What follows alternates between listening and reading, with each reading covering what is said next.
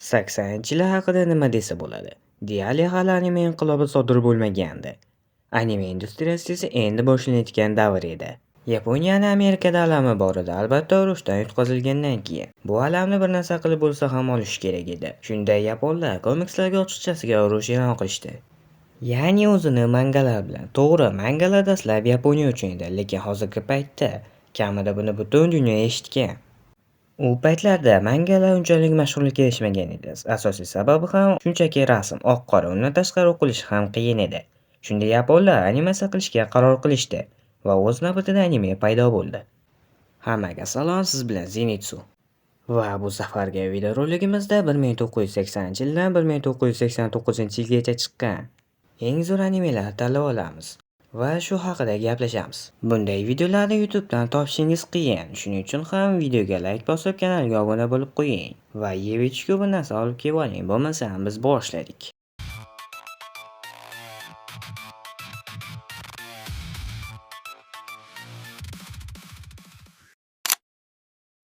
Bir narsa deyishim qiyin, chunki bu aytganimdek bu yillarda endi anime industriyasi boshlanayotgandi. Yaponlar o'zlari ham bunga ishonishmagandi. Bo'lib turadi.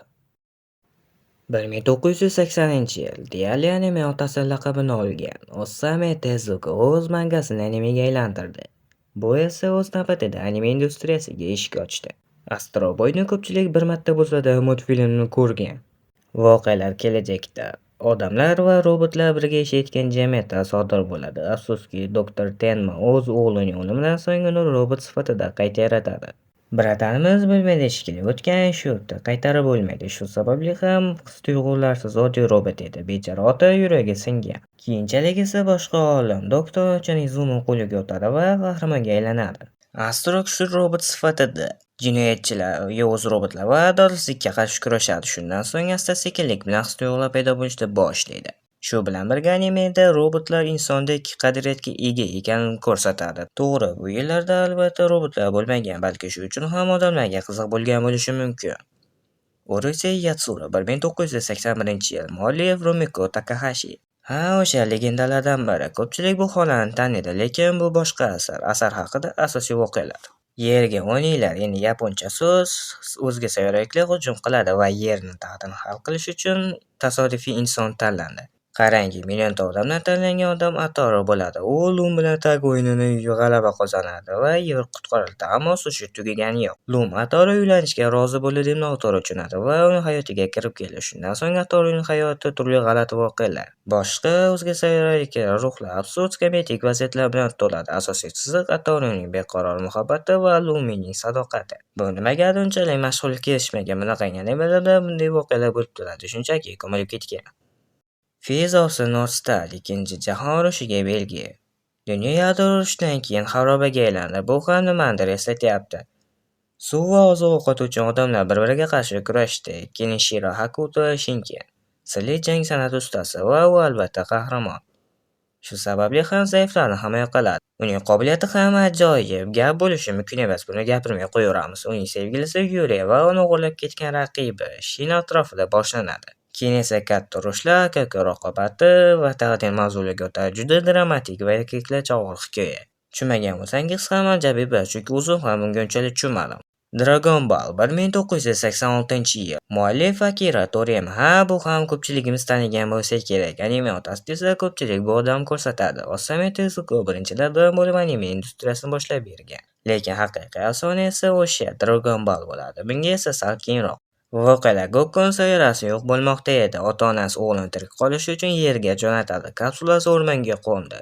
Ulg'aydi, bolalikdan sodda, lekin nihoyatda kuchli bola. U Bulmani bilan uchrashadi, Dragon Ball'larni yig'ish safariga chiqadi. Har bir sfera yig'ilganda Shenron ajdavosi chiqib istak bajaradi. Yo'lda Goku jang san'atini o'rganadi, ustozlar topadi, Master Roshi kabi. Turnirlarda qatnashadi va kuchli dushmanlarga qarshi ayniqsa asta-sekin kulgi sarguzashtdan jiddiy janglarga o'tib ketadi. Mashhurlikka erishish sababi ham birinchidan sujet haqiqatdan ham qiziqarli. Bu paytlarda bunday sujetlar qiziqarli bo'lgan. Ikkinchidan o'sha paytlarda Sun Ukun asariga qiziqish katta edi. Ko'pchiligimiz bilmagan bo'lsa kerak. Dragon Ball Sun Ukun asariga parodiya tarzida boshlangan, keyinchalik o'zgarib ketgan bo'lsa-da, 2000-yilgacha Dragon Ball katta auditoriya yig'ishga ulgurgan, lekin 2000-yillarda revolyutsiya bo'ldi. Shu sababli ham eski animelarga qiziqish prosta o'ldi.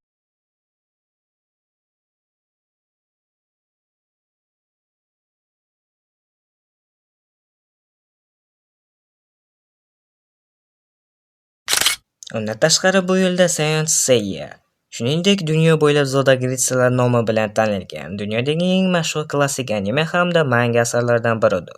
Ushbu asar 1986-yil mashhur ijodkor Masami Kuruma tomonidan yaratilgan bo'lib, u uzoq yillar davomida Shonen Jump jurnalida chop etilgan. Asosiy syujet hikoyada qadimgi Yunon mifologiyasiga asoslangan bo'lib, unda ma'bud Afina va uning himoyachilari bo'lgan saintlar, muqaddas jangchilar haqida so'z boradi.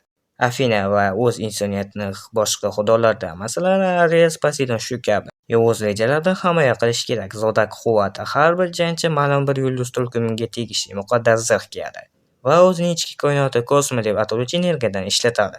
Bosh qahramon Seiya ismli o'smir yigit va u Pegasus yulduz tulqumining ritsari hisoblanadi. Seiya va boshqa yosh jangchilar ma'budasini himoya qiluvchi saintlar hisoblanadi. Tushunishingiz uchun Afina ma'bud va uni himoya qiluvchilar haqida har bir yulduz tulqumiga asoslangan zirh kiyadi. Afinani himoya qilish uchun Gold Saint bilan jang va boshqa ma'budlar bilan urushlarni o'z ichiga oladi. Asar o'zining o'ziga xos vizual uslubi va turli madaniyatlar mifologiyasini birlashtirishi bilan ajralib turadi. Unda Yunon, Skandinav, buddist va xristian mifologiyasi unsurlari uyg'unlashib ketgan. Zirhlarga kelsak, jangchilar zirhlari darajalarga bo'linadi. Bronza eng quyi, kumush va oltin ritsarlar eng kuchli 10 ta zodak belgisi bor vakillari bo'ladi. Butun dunyoda, ayniqsa Lotin Amerikasi, Yevropa va Osiyoda katta shuhrat qozongan. Devilman 1987-yil muallif Go Nagai, Akira Fudo muloyim yigit va uning do'sti Ryo unga jinlar qaytib kelayotganini aytadi. Akira jinlar kuchini o'zlashtirib, lekin inson qalbini saqlab qoladi va u Devilmanga aylanadi. U jinlarga qarshi kurashadi, lekin vaqt o'tishi bilan insonlar o'zlari ham shafqatsizlashib boradi. Hikoyada oxir-oqibat juda fojiali yo'nalishga kiradi. Insoniyatning qorong'u tomoni ochiladi, lekin yerda asosiy muammo Ryo bo'ladi. Ko'pchiligimiz buni hech bo'lmasa memlardan taniymiz. Bu Ryo uning do'sti va u o'sha Lutsifer bo'ladi, ya'ni iblislar qiroli. Va nihoyat 1988-yil qiziqarli yillardan bo'lgan. Birinchidan O'zbekistonda to'p burilish bo'lgan, ikkinchidan esa Galactic Hero nomli asar dunyo yuzini ko'rdi. Deyarli katta asar desa bo'ladi. 110 qism davom etgan koinot urushi va tinchlik haqida asar. Asosiy ziddiyat ikki daho Reinhard von Leogram, yosh ambitsiyali diktator va Yang Wenli, rushd yomon ko'radigan, lekin majburan qo'mondon bo'lgan demokrat. Reinhard chirigan monarxiyani ag'darib tartib o'rnatmoqchi, Yang esa korrupsiyaga botgan bo'lsa-da, demokratiyani saqlab qolmoqchi. Asosiy syujet ham shunda. Bu ikki ahmoq tufayli ko'plab odamlar ziyon ko'radi. Urush qanchalik cho'zilgan sari butun koinot odamlarning urush maydoniga aylanadi. Davom etgan sari esa savol paydo bo'ladi. Yaxshi diktator yaxshimi yoki yomon demokratiya? Bu animeda katta siyosat, undan tashqari davlat qanday qulashi, qanday yuksalishi, do'stlik va xiyonatning yuqori nuqtalari ko'ringan. To'g'ri, kimdir aytishi mumkin, bu manga emas, balki novel bo'lib xitoyliklarga tegishli, yaponlarga qarshi chiqarilgan. Ranma 1989-yil. Bunga unchalik to'xtalib o'tirmayman. Bu haqida kanalimizda video bor. Rumiko Takahashining legendarniy asari. Men uncha qiziqmayman bu asarga. Deyarli bu asar tufayli mashhurlikka erishgan, lekin Dragon Balldan keyin albatta. Ranmaning yarim mashhur yapon mangasiga Rumiko Takahashi tomonidan yaratilgan komediya, jangovar san'at va romantika janrlari aralashib ketgani uchun. Ushbu hikoya Ranma Saotome ismli yigit va uning otasi Genma Saotome Xitoydagi mashg'ulotlar paytida la'natlangan buloqlarga tushib ketishi bilan bog'liq sarguzashtda hikoya qiladi. Asosiy syujet Ranma Saotome hikoyaning bosh qahramoni. U jangovar san'at ustasi bo'lib, Xitoydagi Joseon nomli deb nomlanuvchi la'natlangan buloqlardan biriga tushib ketadi. Shundan so'ng sovuq suv tekkanda qiz bolaga, issiq suv tekkanda esa o'g'il bolaga aylanadigan la'natga ega bo'ladi. Akano Tendo Ranmaning uylantirilgan qallig'i. Ularning otalari do'st bo'lib, o'z maktablarini birlashtirish uchun bolalarni hali yoshligidan uylantirib qo'yishgan. Genma Saotome Ranmaning otasi, u ham la'natlangan bo'lib, sovuq suv tekkanda pandaga aylanadi. Asarning o'ziga xosligi ham hikoyada turli noodatiy g'alati jang usullari, masalan, qishloq pishirish jangi, choy ichish jangi va hokazo shunday narsalar tasvirlangan. Original seriyasi 161 ta qismdan iborat bo'lib, menda qiziq savol bor. Rumiko Takahashi bu asarni yaratish uchun qayerdan g'oya olgan? Shu bilan 80-yillar animelari o'z nihoyasiga yetdi. To'g'ri, bu yillarda sal ko'proq animelar chiqqan, lekin ularda gapirmay qo'yaveramiz. Bu unchalik g'alati. Ular ichidan eng yaxshilarini tanlab oldim. Eng yaxshilari shular bo'ladi.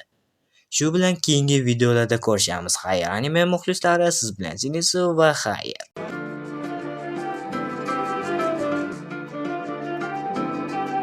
Garoto abandonado na Bahia, capitão de areia. Capitão de areia, capitão de areia. Garoto abandonado na Bahia, capitão de areia. Capitão de areia, capitão de areia. Garoto abandonado na Bahia, capitão de areia. Capitão de areia, capitão de areia.